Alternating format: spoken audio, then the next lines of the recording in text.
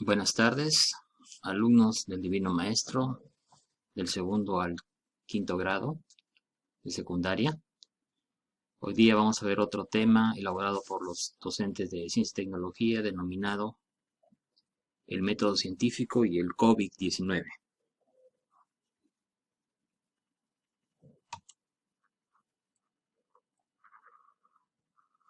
Bueno, previamente vamos a ver esta tabla que nos indica el número de casos de COVID-19 en Sudamérica. Es una tabla de fecha 24 de marzo de este año.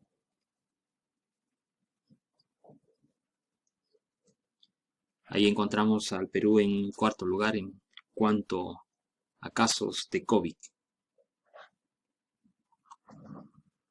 Respondemos a las siguientes preguntas. ¿Qué nos intenta demostrar este gráfico? ¿Crees que conforme pase el tiempo el gráfico no se modificará? ¿Consideras que el método científico emplea este método de gráficas? Respondemos estas preguntas mentalmente. ¿Qué aprenderemos hoy? Hoy día formularemos preguntas acerca de las variables que influyen en la propagación del coronavirus y seleccionaremos aquella que puede ser indagada científicamente.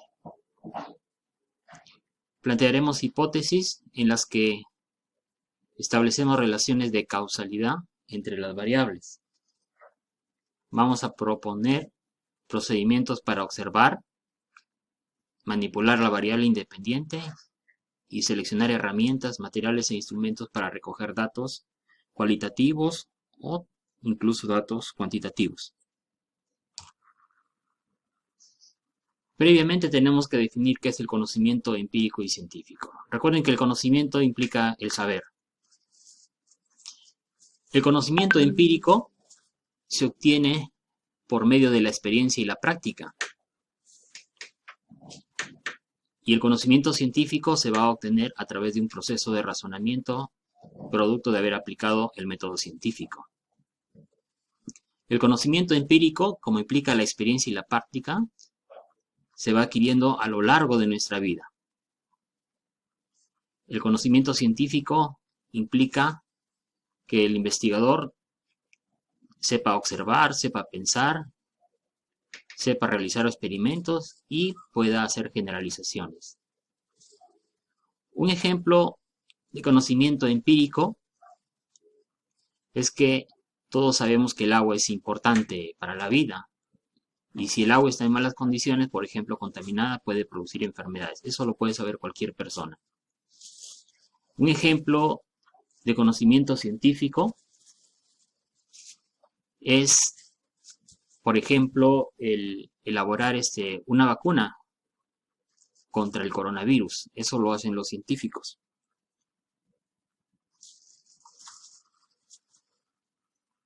Acá tenemos otras diferencias, incluso ya hemos señalado algunas de ellas, entre conocimiento empírico y científico. El conocimiento empírico no es validado ni comprobado.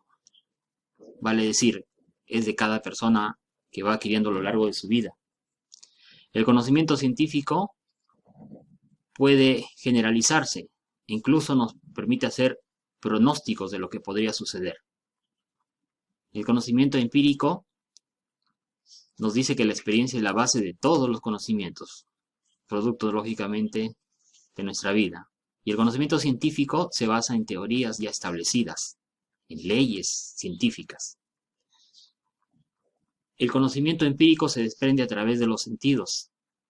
Vale decir, ese conocimiento lo captamos gracias a los sentidos, como son la vista, como son la audición, el olfato, etc. El conocimiento científico se integra en un sistema de conceptos, teorías, leyes científicas. El conocimiento empírico tiende a ser impreciso e incierto.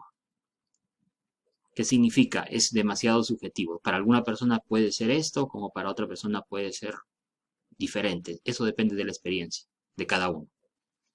El conocimiento científico utiliza fuentes de primera mano, vale decir, las investigaciones que hacen los científicos.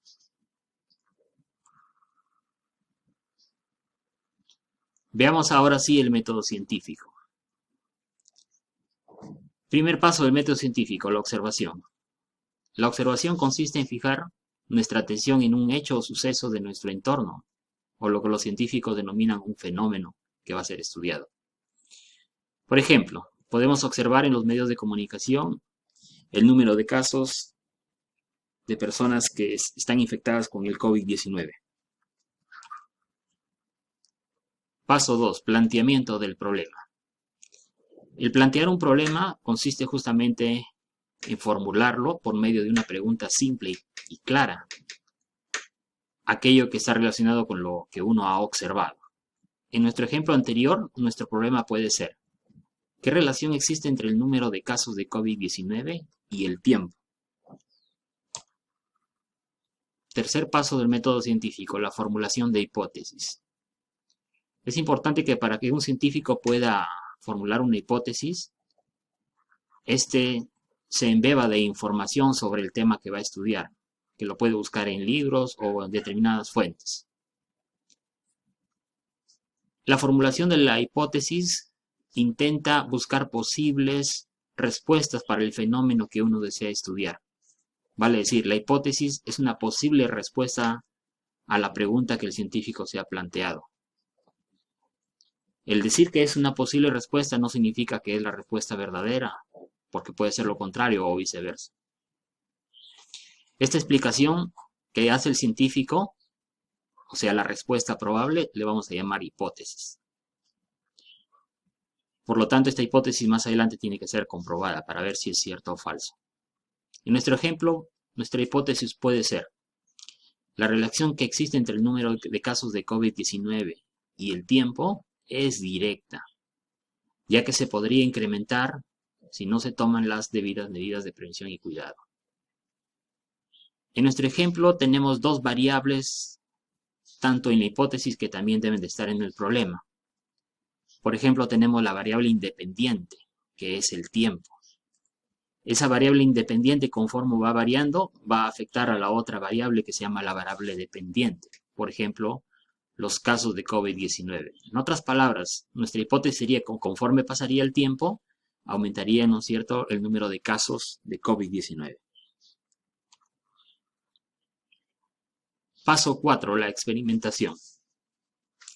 Una vez que hemos planteado nuestra hipótesis, tenemos que ver si es verdadera o falsa. ¿Cómo lo comprobamos? Haciendo la experimentación. El científico debe saber planificar sus experimentos, en los cuales se reproducen las condiciones que se produjo o en que se dio el fenómeno que va a estudiar. Los experimentos nos van a dar datos que vamos a someter a un análisis. La experimentación realmente implica también observación, pero lógicamente controlada. Por medio de la experimentación vamos a ver si nuestra hipótesis es verdadera o falsa. Para nuestro ejemplo que estamos estudiando, la experimentación implicaría lo siguiente: que obtengamos datos de los casos de COVID-19 que han sido confirmados por pruebas de laboratorio, ya sea por la denominada prueba molecular o incluso por la prueba rápida. Esos datos tenemos que ordenarlos y vamos a elaborar tablas y gráficas. Vamos a tener que interpretar esas gráficas. Y esa interpretación nos va a decir si nuestra hipótesis es verdadera o falsa. Eso lo llamamos constatación de la hipótesis. Veamos esto paso por paso, lo que implica justamente la experimentación. Entonces, obtenemos datos de los casos de personas que tienen COVID-19. Para esto podemos ingresar a diferentes páginas de internet que son validadas, como en el caso, ¿no es cierto?, de páginas del Ministerio de Salud, de la Presidencia del Consejo de Ministros, de los gobiernos regionales, y de ahí podemos sacar la información día por día de los casos de COVID-19. ¿No? Por ejemplo, ahí tenemos el reporte del día 2 de abril. Tendríamos que sacar del primer día que hubo el primer caso, ¿no? El 6 de marzo, el 7 de marzo, el 8, hasta este día que se ha hecho el trabajo, que implica hasta el 8 de abril. Una vez que hemos tenido los datos, los vamos ordenando.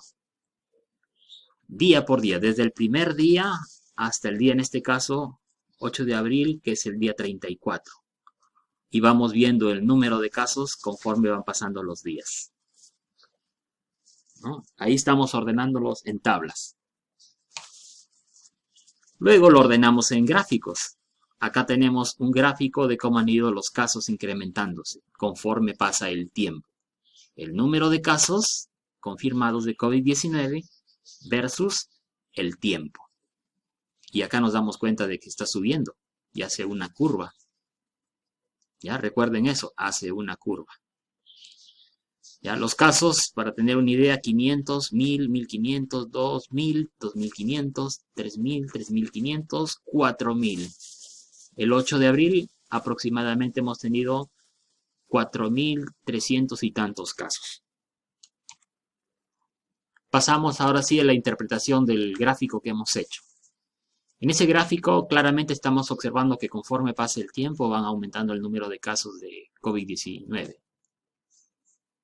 También en la bibliografía que uno ha investigado, encontramos que la tasa de contagio aproximadamente es de 1,4 a 2,5. ¿Qué significa? Que en términos de promedio se están contaminando una persona, contamina a 2 o 3 personas. Y eso hace que los casos vayan aumentando con el tiempo. Ahora contrastamos nuestra hipótesis. Recordemos que nuestra hipótesis es la relación que existe entre el número de casos de COVID, ¿ya? Número de casos de COVID y el tiempo. Acá están las dos variables. Y vemos que es directa y que se va incrementando si no tomamos las medidas de prevención y cuidado pertinentes. En esta gráfica, lo que estamos viendo, acuérdense de la gráfica anterior, que se va formando una curva hacia arriba. ¿Qué significa esto? Que hay un crecimiento exponencial y los contagios, ¿no es cierto?, cada vez aumentan más y más. Y en los medios de comunicación estamos viendo justamente eso de ahí. Por lo tanto, hasta acá hemos comprobado que nuestra hipótesis es verdadera. Quinto paso, la conclusión. El quinto paso del método científico es la conclusión. Entonces, la experimentación puede hacer que sigamos dos caminos.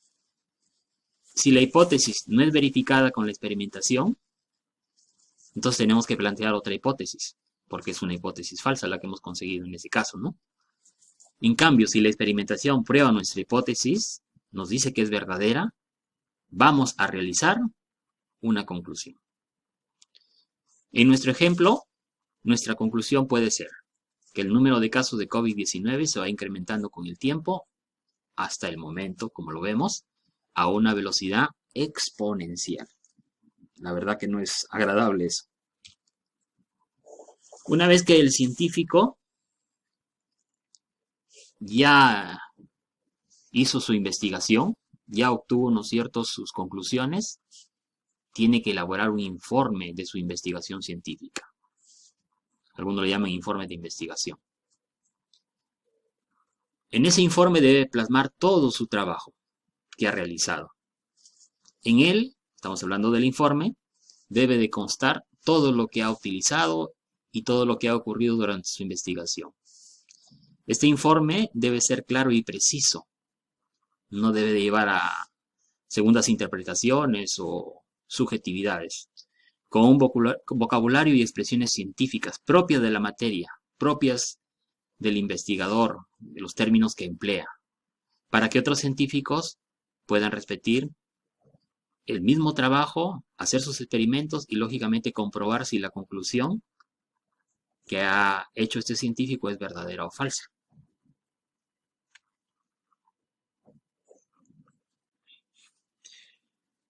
Una vez que el científico ya tiene su informe de investigación,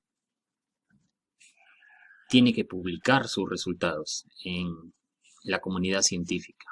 A eso lo vamos a llamar comunicación de resultados. Desde el punto de vista de la ciencia, para tener validez, un descubrimiento debe ser reconocido por toda la comunidad científica. Para tener una idea, imaginemos que un científico dice que acaba de descubrir ya la vacuna del COVID-19. De frente la vacuna no sale al mercado y se vende y se le pone a las personas, porque de repente puede ser algo nocivo o de repente es una mentira. ¿Qué significa esto de acá? Que tiene que su publicación ir y llegar a otros científicos que son de la misma materia. Y ellos tienen que comprobar si lo que dice es verdadero o falso. Por eso es importante la comunicación de resultados. ¿Dónde se pueden publicar esos resultados que un científico ha obtenido en su investigación? En revistas especializadas, en congresos para ese tipo de científicos, ponencias o páginas web científicas.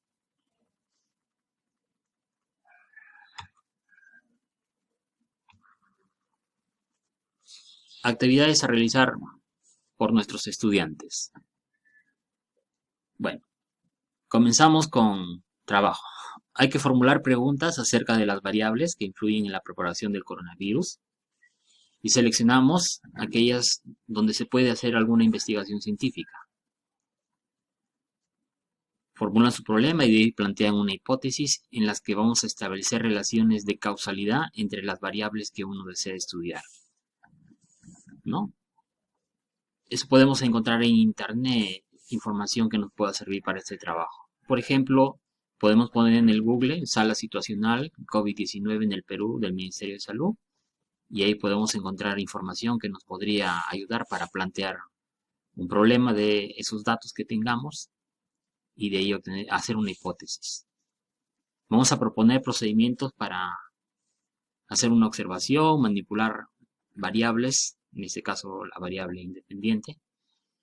Vamos a seleccionar herramientas, materiales, instrumentos para recojo de información, o sea, los datos, ya sea cualitativos o cuantitativos. ¿Qué más vamos a hacer? Que los alumnos obtengan y organicen datos que han obtenido justamente, esos datos cualitativos, cuantitativos, a partir de la manipulación de la variable independiente. Y realiza las mediciones de la variable dependiente según los datos y lo representa en gráfica. Van a comparar los datos obtenidos para establecer relaciones justamente de causalidad. Van a contrastar los resultados con su hipótesis e información científica para confirmar o refutar la hipótesis. Y según eso van a elaborar sus conclusiones. Van a sustentar y comunicar si sus conclusiones responden a la pregunta que elaboraron y si los procedimientos, mediciones y ajustes realizados contribuyen a demostrar su hipótesis, ¿no? A través, en este caso, de medios virtuales o presenciales. Bueno, en nuestro caso, debido a que el presidente ha dado prácticamente 2 semanas más de cuarentena, entonces tenemos que hacerlo netamente virtual. Muchas gracias. Hasta una próxima sesión.